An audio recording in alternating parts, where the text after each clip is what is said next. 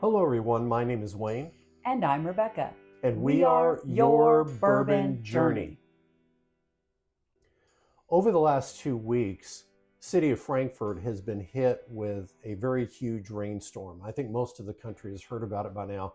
There's unprecedented amounts of rain that have come and tremendous amounts of flooding that have damaged many private houses and many businesses, as well as distilleries that are in the city of Frankfort.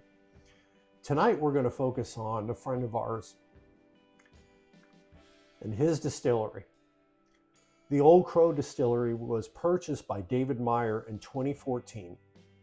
And he decided, with his passion and his love for bourbon, even though he couldn't name it Old Crow, he brought it back as Glenns Creek Distillery.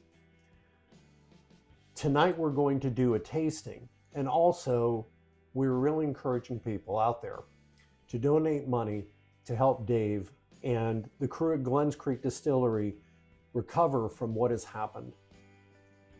Rebecca, would you like to add thoughts?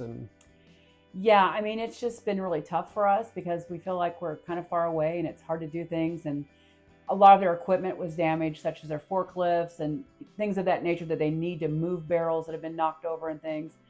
And it's heartbreaking knowing that this is a distillery that makes about a barrel a day. So every barrel is a day's worth of work that they're planning on 5 years from now being a great pour, right? So, and they also live on the property and they've been displaced from that standpoint as well. So there are 3 ways you can donate. One is get you some whiskey, right? So they have this thing called the GD Vault, and you can go to their website, and I'll share all the links for that. And you can purchase anything we're tasting tonight is available for purchase on the vault. There's more things too, but we limited it to 4 tonight for us. We do have their full lineup, I believe, but you can buy online, but you cannot ship. They do not ship any alcohol. I'm going to say that probably 10 times tonight because they always want them to ship, but they will hold it in their vault for you to pick it up. And we have done that on more than one occasion, gotten like a 6-pack of whiskey ready to go pick up there when we're there the next time. So that's one option. Another option is to purchase a gift card. Make plans to make a visit there. Or if you have a friend that's going to the Kentucky to do the distillery trail, give them a gift card and have them visit there, do a tour. Stop into their gift shop and pick up a bottle, do a tasting. So a gift card can be given to someone else, or you can use it yourself and in the future, or maybe in the next couple of weeks even. So that would help them because they had to be closed for an extended period of time. Their gift shop is just now starting to open, but they can't do tours and things right now. So that would be very helpful. The other option is they have created a donate button that is specifically for flood relief. And I will also share that link, and you can donate in increments of $5. So I just hope that anyone watching this would be willing to give at least $5 to Glenns Creek Distillery and help them get back on their feet. And also, if you're somebody that isn't a bourbon drinker, I don't know why you'd be watching the channel, but you might have friends out there that aren't bourbon drinkers. If you have a coffee drinker, they make some excellent coffee. John Kemper makes some fresh roasted coffee. They sell a pound of it in a bag. It's one of my favorite coffees, maybe my favorite coffee on the trail that I've found and tasted and I really like it. And he's a massive coffee drinker. He's a connoisseur of coffee. He is. David, I think actually David maybe a little bit more than John. I'm talking about you. Oh, me? Yes, I'm sorry. Yes, I do like my coffee. And so does Cranky Dave out there. He's a big coffee drinker. So if bourbon's not your thing, or you have friends, buy some coffee and send it to them. Trust me, they won't disappoint you. You can get it whole bean or you can get it ground. Yeah, it's fantastic. So let's start out with a pour. We're going to share a few things that they do have for sale online, and we probably should keep them to about 1 ounce pours, honey, since and we're being a lot more casual tonight. This isn't a massively formal tasting like we would normally do, but we'll tell you a little bit about what we're drinking, and we'll also share that online as well. This is known as their SWHEAT, and basically it is their wheated bourbon. So this one is 100 proof. It was aged at least 42 months. So, and they do a lot of secondary aging too. All their barrels are toasted first and then charred. Mm-hmm. And the SWHEAT is pretty good. So if you like a weeder, this might be something you would enjoy. So, and I'll put the link on there for how you can purchase this particular one and its price point. Most of these are in the $60 range, which is pretty reasonable. Very reasonable. So let's nose it. Cheers to Glenns Creek to start with. Cheers. I'm going to do a quick nose. Oh, yeah. Oh, it's got a nice wheat profile. Oh, yeah. And it's got, I'm getting a little bit of a citrus with it. Citrus is a good call. Maybe a tiny bit of honey. And I don't get this a lot on a weeder, but I'm getting like a light, like cinnamon candy, not like a baking spice. Well, I'm ready to I haven't had this weeded one in a long time. We'll get to our favorite one in a few minutes, but we do like this one too. Yep. Let's try it. Oh, yeah. Oh, it's got, it's reminding me a little bit of the Cafe au Lait. It's got a little bit of coffee note to it. It does. Almost borders to chocolate. Yeah, it's like a dark chocolate. It's almost like a mocha, right? It's got that combination of coffee note and chocolate together, but you've got those weeder things happening.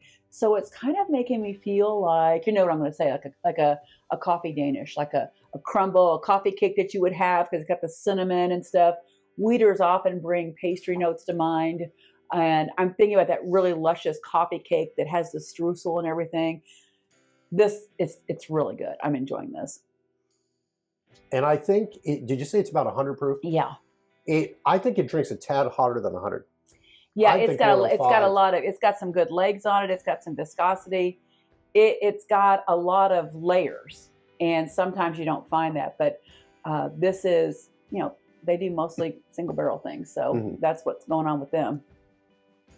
I love this. This is a good nose. It's a good taste. If you enjoy a weeder, this is not your everyday weeder, mind you, because it does have some kick to it, a little bit of kick, but it's like, again, I said, it's like that cinnamon streusel that's in a coffee cake. So you've got that sweet note and you've got that cake note happening. It's very good. Because we've got a whole bunch of drink here. I kind of pounded mine down a little bit. Okay, cheers. I'm drinking a little bit different tonight, just because we're slightly reviewing it, but once again, this is more about donating money to David Meyer and Glenns Creek Distillery to help them get back on their feet. Yeah. Yeah. If everyone that watches this could donate $5, and if everyone that watches this that finds their story moving could share this video with your friends, maybe they would donate $5 too. And if you do donate $5, put it in the comments, and because we're going to be matching up to $250. Yeah. So that's a minimum. I might get inspired to keep going. Depends on how you all do. Yes, because we want to really help them out. Let's go to number 2 here. This is the Stave and Barrel. This is their only sourced. They do source their rye, I believe, but this one is sourced from MGP. They're very open and honest about that. I believe, if my memory serves me, and again, I didn't do a bunch of research like we normally do. What they do is they get this from MGP, and then they still put it in their secondary barrels. They do additional aging on it so that it is in there. It is on that property, and it is aging on that level. And the other thing is, because I mentioned they make about a barrel a day, this sourcing for this one here gives them the opportunity to distribute it in Kentucky. So we've been into several liquor stores in Kentucky where we've seen this one on the shelf, because these other ones are really hard to come by. They're not typically distributed, but this one is readily distributed. So you might better walk into if you're in the Kentucky area, walk into a store. And I believe Wisconsin has it too. Yeah. So he was trying to distribute to Indiana where we live, but I guess Indiana folks, Hoosiers, drink too much bourbon. He couldn't keep up with our demand, which I think is kind of funny. But anyway. Well, it's nice to know we're good at something. So this is 109.4 proof. So to Stave and Barrel. Stave and Barrel. Cheers. Oh, you can tell this one has a rye mash bill with the bourbon. Corn and rye. But it's got sweet notes. It's got a lot. I think it has a lot of corn on it. Oh, there's rye and corn in it. Oh, yeah. Oh, my goodness. This one kind of, especially after the weeder, this one kind of hits you in the face a little bit. In not a bad way. It's just that it's really, polar opposite. That 9 points is very different. It's the flavor profile, which it should be, is polar opposite. You definitely pick up rye in this thing. Sheesh. Yeah, you know that you've got that rye in the mash bill because it's got some spice notes. It's also got some really nice clingy legs there. It's got a really nice mouthfeel to it. And I do always find that in Glenns Creek's bottles, I get a lot of toastiness. And I think it's because they do that extra toasting with their char and the way they treat the barrels. And of course, they're storing them in those really old buildings. Yes. And of what was the old Crow property. So it got some nice aging on it. I'm also picking up a little citrus. That's interesting because I had citrus on the first one. Yeah. I didn't get it on that, but I'm picking up citrus this time. Anything in particular? I think it's orange. I was more lime on the first one. Okay. I like that. I look at the bottles in front of us, and what I think about is the first time that we went to Glenns Creek. Oh my goodness! It was a present that my wife bought me for my birthday last year, and I knew it was the old Crow plant. I was really excited because I've always been a history buff, love American history, and so becoming a bourbon fan, now all of a sudden there's a component of history that I never knew about. But I knew about Old Crow, and I was really excited to go. And we drove up to the property, and here's this sign, Old Crow Distillery. I think it's Distillery 23, DSP 23. Made a left turn, and these guards were looking at me. It was the wrong turn. It was the wrong turn because part of the property is now owned by Jim Beam. They went ahead. They bought the label. They bought the label. They have all rights to the brand, which is why there's no Old Crow being made today here. Correct. And they, when they bought the property, they basically, everything to the right of where the sign is basically was pretty much let go and scrapped.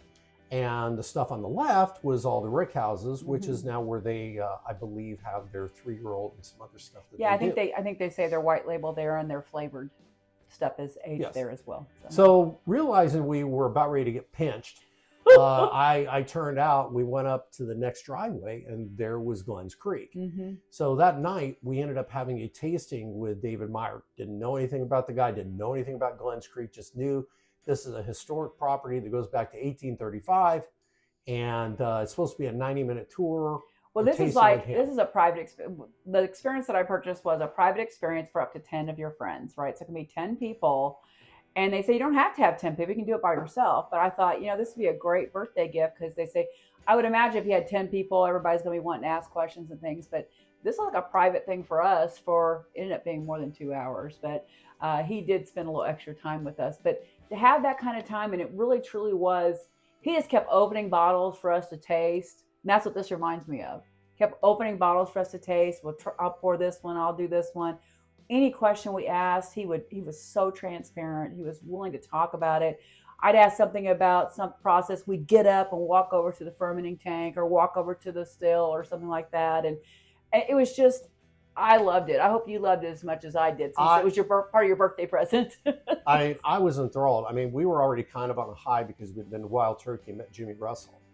And that was a great day. that was super, super cool. But then, and I'm on it, I'll be honest. I mean, and I love meeting Jimmy Russell. I love meeting David Meyer. I had no expectations, didn't know what I was going to think, didn't know anything about this stuff. And I started tasting it, really liking it, and really liking him. And as we probably get into our more of our tasting, we'll talk a little bit more about that and then go into other aspects of Dave. Yeah, so let's try. OCD is probably everyone's favorite. We don't know what the real name is, but we always call it Old Cranky Dave. So that's where the nickname comes from. I will say that the number 5 on here is because he has researched and got the original mash bill for Old Crow from way, way back in the day. And he also propagates the yeast out of the old fermenting tank number 5, where he can grab and get yeast from, I'm going to He dropped it on my finger, so we do not waste any OCD. No. Say it. So he propagates the yeast out of there and uses it in this. So this is probably, without saying so, as close as the old stuff you can get to, because it's the same mash bill. It's made on the property. It's stored on the property. It's made with the original yeast strain. So we find this very, very special. There's several iterations of this as well. Mm-hmm. They do a honey finish, which we have. They do a bottle and bond, which we also have. Mm-hmm. Last year, we picked up one of the first bottles of bottle and bond they ever did.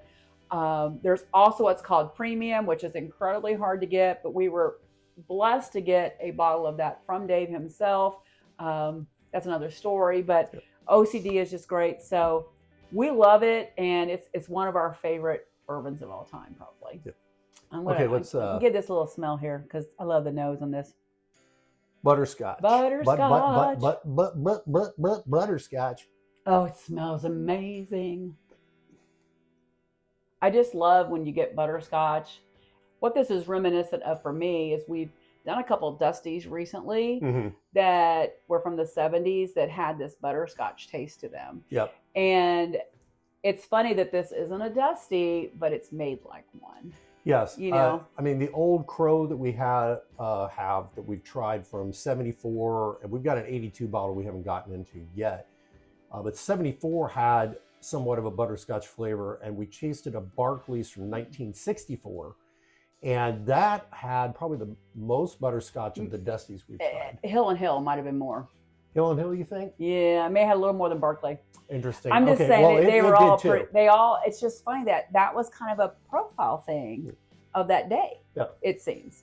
Except for Yellowstone, which had fruit. Yeah, it was like a fruit cup. Yeah, like a fruit cup thing going on, and then on the palate it was juicy fruits. Yes. Or juicy fruit gum. So anyway, we're digressing, but this always brings back memories because we like to do vintage tastings. This always brings back memories back.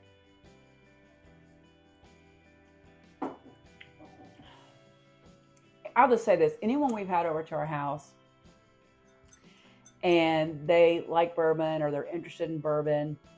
And one was our state representative. Tim O'Brien? Yeah, he came over and we did a whole flight for him. We'll be tagging you in this, Tim. We did a whole flight and he was like, oh my God, it just gets better and better and better.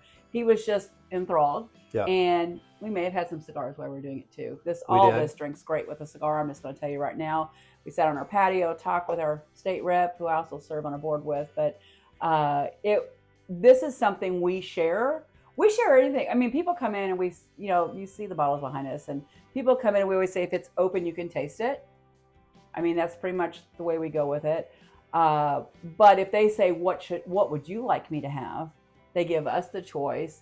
We typically will pull out something like this. Mm-hmm. We're very excited to share this with our friends. And with OCD Premium that we've shared, we, with our friend Tim, when he was over, we had him try this and he really liked it. We told him, I said, well, get ready to taste the King.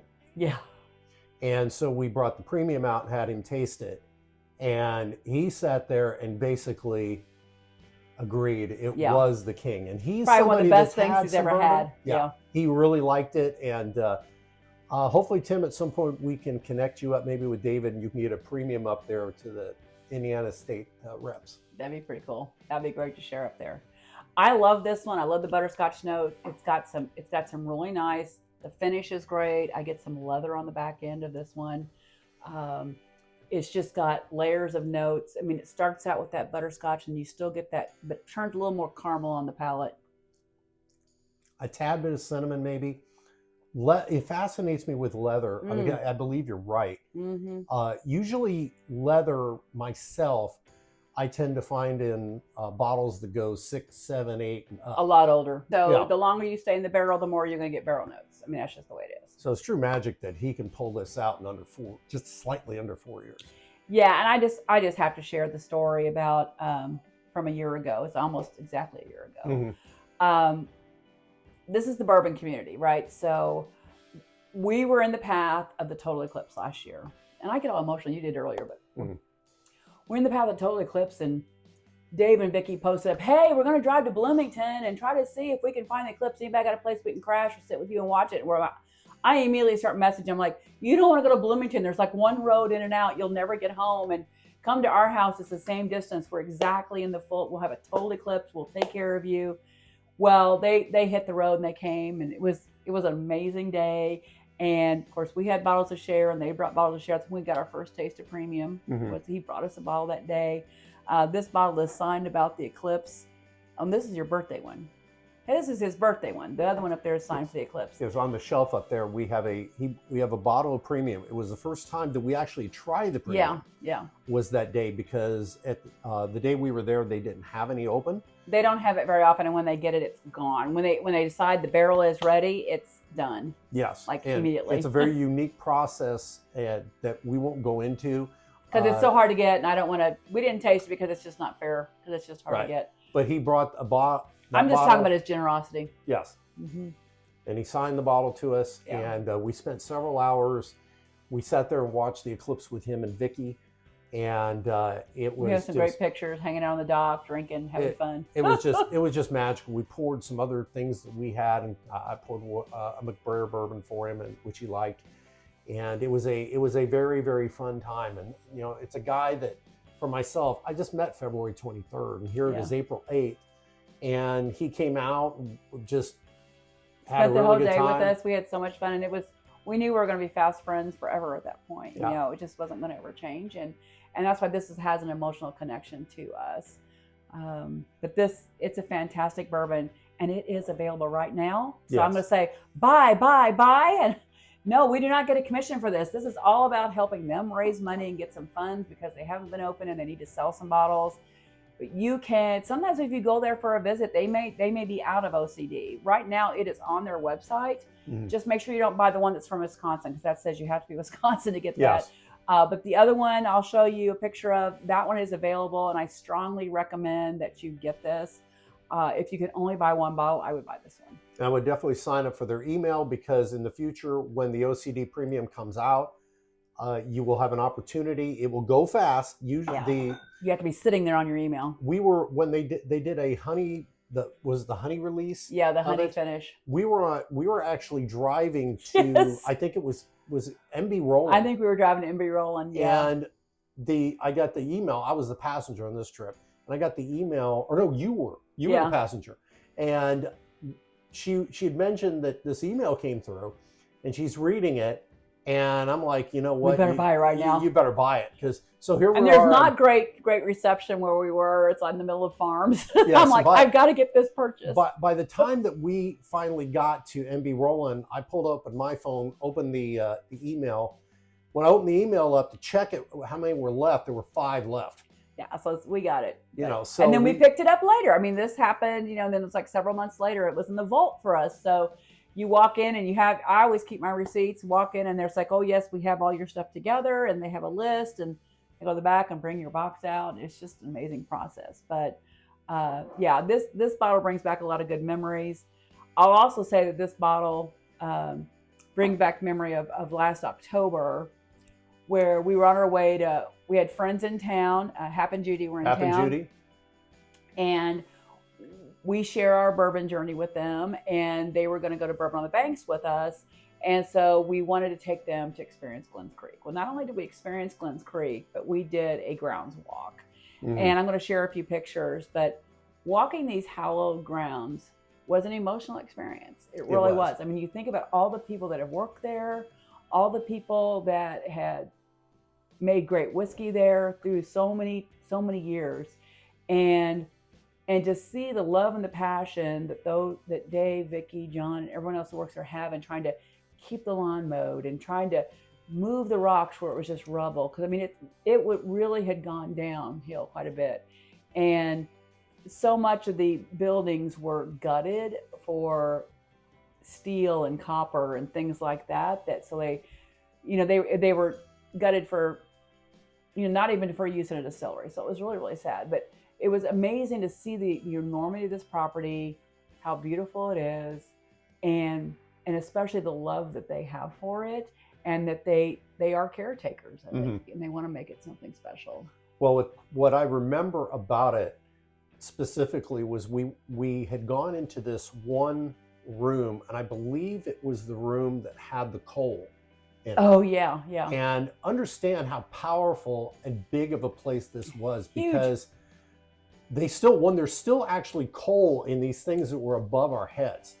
And there was to feed the boilers, basically. And there was enough power being generated by Old Crow that they were actually being able to go ahead and go up to the next distillery, which was the E.H. Taylor one, which is now Castle and Key. Which is now in Castle Key. And that's another thing. If you've not been to Glenns Creek, it is literally a quarter of a mile, if that, from Castle and Key. So many people book that.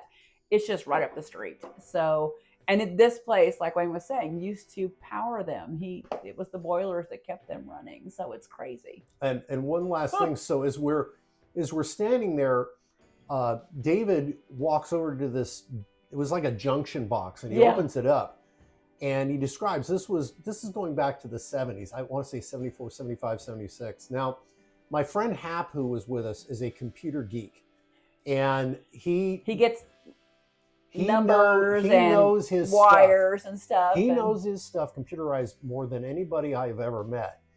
And he and Dave proceeded to get in a conversation about the components that were in this box, and that they remember at the time how new it was and how the technology was fresh and how it was changing the distillery industry at that point. And Hap was getting jacked up on these memories, because he's more of a guy that played video games and did computer stuff. And here he's seeing these components in the distillery, in an industry, and knowing what Old Crow was doing at this time, which was still kind of keeping them out in front of others at that time. It was a lot of fun. Yeah, and not take away all the fun, but that takes us to, I want to share some pictures now about, what it's looked like over the last week, and why I've cried myself to sleep a couple of nights. And we were on our way to a trip to do the McBrayer barrel dumping last week, and I got emotional like I am now to see the water was coming up. They were getting worried. They were trying to get things in trailers, and it was days before they could get in. Vicky's son got a raft out there and was paddling around trying to get pictures of what had happened. So much their storage areas were ruined. Like I said, their forklifts, they were displaced from their home. They can't even dry their clothes because the washer and dryer isn't working, so they're hanging stuff on the fence right now. So it's hard to get moving all these big things when they were able to rent or borrow a forklift, but they need more equipment. They need to replace equipment that was ruined. They haven't assessed how many barrels got wet. So of course, if a barrel, because they're porous, if a barrel gets wet, it's probably going to be dumped. So that's thousands and thousands of dollars. So if these pictures move you like they've moved me, of course, we know them and we feel differently, but just think about anybody that would go through something like this. Any way you can help. Again, you can buy one of these bottles. You can do a gift card. You can make a donation as little as $5, or you can just share this video with someone else who might be able to help. We don't know the power of sharing. It could get in the hands of someone who has a lot more means than we do, right? That could get in the hands of someone that could really make a donation that would really make a difference. But every $5 donation is going to make a difference. And I think probably of the pictures that you're seeing, the one that struck me the most, because their house was somewhere on the property. I'm still not sure exactly where. And when you see your house almost to the roof of water, I don't know, it just, for myself, it broke my heart. Yeah. And this is why we're doing this. Yeah, this was totally unplanned. And we're a small, tiny channel. We don't even have 400 subscribers at this point in time, but we do everything from the heart. We do everything authentically. And now we're going to have some cafe au lait, because that's a great way to finish. Yep. And hopefully, if we can even get one person to donate, I'm going to feel like this was a great night. It's going to be a great night because we're drinking Glenns Creek bourbon, so that's a good thing. Cafe au lait, I picked that as our final pour of the evening because it has got some wild notes to it. It's like an after dinner drink because it's made with this, is it a chocolate malt barley, I believe, something like that. that is extra roasted. And I can't remember if it's the process or the exact kind of barley, but this has so many coffee and chocolate notes, it's not funny. And the proof on this one usually says, here we go, 105.8. And this is one they pretty regularly have. I fell in love with it the first time I tasted it. It was one of my favorites. And of course, these two are my favorite. I mean, they're all my favorites. But this one is a great one. It's like, if you don't want coffee in the evening because it'll keep you wired, this is something you can have. It kind of gives you that feeling. It's a nice little after dinner drink. Let's check out the nose. Oh yeah, it just smells luscious. Oh my gosh, it smells like he fixes all the coffee in the house because he's the coffee guru. And this smells like you're brewing a fresh pot of coffee to me. And then I'm going to put some of my special little sugar-free syrups in it. It's got that kind of note. He likes his black. I like mine with a little flavor in it. Well, actually, I do. I put it with heavy cream now. True. But I like it like mud. Oh, this has so many nice notes of like that coffee and cocoa. Mm-hmm. And there's also some sweetness, almost a brown sugar kind of thing going on. I don't recall that before. I would say it's almost like a burnt caramel. Like you would if you had it in a pan and you cooked it on there. Not like it's burnt blah. Normally, I don't pick that up. But in this case, I did. This time I am. And it's so good. Let's taste it. Oh, yeah. In the mouth, I mean, in the mouth. On the palate, it is so mocha. It is so coffee forward with like it's like coffee in the front and then it tingles you with a little bit of chocolate, basically. Yeah. And it is not super sweet. I mean, it's like you're having an espresso almost. You do that more than I do. I would tend to agree with that. It's so much like coffee, part of my mind wants to go get some heavy cream to put it in it. And this one is also available on their website right now. So it is in the vault. You can order it and you can have it waiting for you when you go there for a visit. You've got to go there for a visit. I know they're going to want to start their grounds tours back up once they get everything cleaned up, which could take a while. They were planning on starting that in May, but it's probably going to be at least June, I would think. Mm-hmm. I don't want to say, because I don't want to keep an eye on their website to find out for sure. But they've got to get things cleaned up. At least the waters are starting to recede now, which is a good thing. So this is great though. And what I love, I'll just say this last part for myself. When we did meet Dave that night and talked about how in the world did you fall into this? He had actually built a still for a friend. Yeah. And his friend never used it. He went over to his buddy's house and the still was sitting there. And Dave asked this guy, can I have it back if you're not using it? The guy was like, sure. So he went home and started fooling around with stuff and making his own stuff at home and within a legal limit. And a buddy of his said, hey, there's a distillery for sale. He's like, no, I can't do that. So he ended up, and it was the part of the Old Crow that Jim Beam wasn't using anymore, and they put it up on the block, or at least another company did. So anyway, he went down there, and he loved the history of the property, and he ended up going through, I think, about 20 banks before he was able to find somebody. Yeah, he's never worked in a distillery before. He doesn't have experience doing it, and this is a rundown property that's not functional. Yeah, so you can imagine. Oh, that's a great thing for any lending institution. Yeah. So you go into your bank. Yeah, I'm buying a place that's basically been left derelict by the previous owner and gone to pot. What are some positives about it? Well, what's your experience? Well, I don't have any really, except So he ended up finally finding the right bank that financed it, and took out whatever the loan was and purchased the property. And had to live there too. Yeah, and had to live there too. The distillery part is in the old bottling area. It's the old bottling plant, and luckily, I didn't say this earlier, but the bottling plant is really up high. I mean, you have to climb a pretty good flight of stairs to get there. It got up to the stairs, like up on the stairs, but did not flood the distillery itself. So what a blessing, and that the distillery itself was not flooded. All these other buildings were flooded, their home was flooded, so that's not great. But they do have working equipment in the distillery, so they can open the gift shop again. They can get people in there. They can keep making spirits. So there's got to be a rainbow in every storm, right? And that was their rainbow. Yes. And so I like to conclude with that and really encourage you. We've been doing this for the entire video, but one last pitch. If you like the American spirit, if you like which bourbon is, it is the American spirit, and somebody who took a risk, which is also the American spirit, gambling and going ahead and investing in your dreams and trying to go forward with them. And recreating history. And recreating history, because he loves that place. Oh my that place needs to be restored, and that's another time and another thing.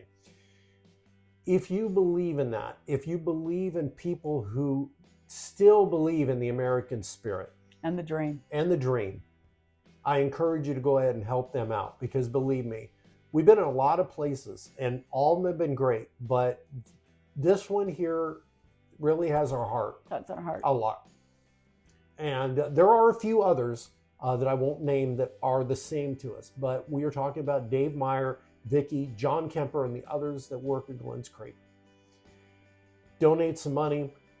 Buy a bottle. Buy a bottle. I mean, you don't have to give money. You can actually buy something. Wow, that's a good deal. Get a gift card to use later. If you're not comfortable with buying the bottle and going and picking it up, get a gift card. Then you can go there and do a tour later, or buy some bottles when you show up. Yep. You'll have your gift card. Or if you can't do that, if you don't want to donate, even $5. As I said before, $5. We all spend more than that when we go to a bar to get a pour. So I believe everyone can afford $5 to help them out. If everyone that watched this video gave at least $5, I just feel amazing. And if you can't do that, please just share it with someone who might. Put it on your Facebook page. Share it with your friends. Send it out in an email, because maybe someone else will have the means to do that.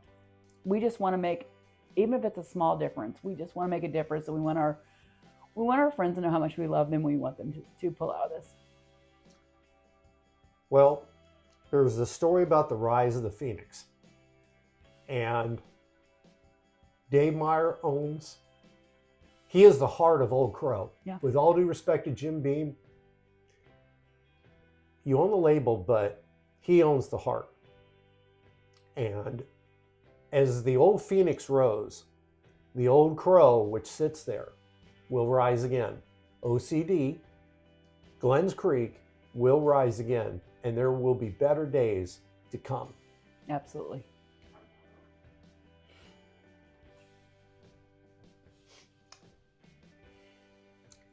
Cheers to David Meyer, Vicky, John Kemper, to the rest of you that work there. God bless you. You're in our hearts and prayers. We love you and thank you for your time. But most importantly tonight, help them. Cheers. To their future brighter days. Amen.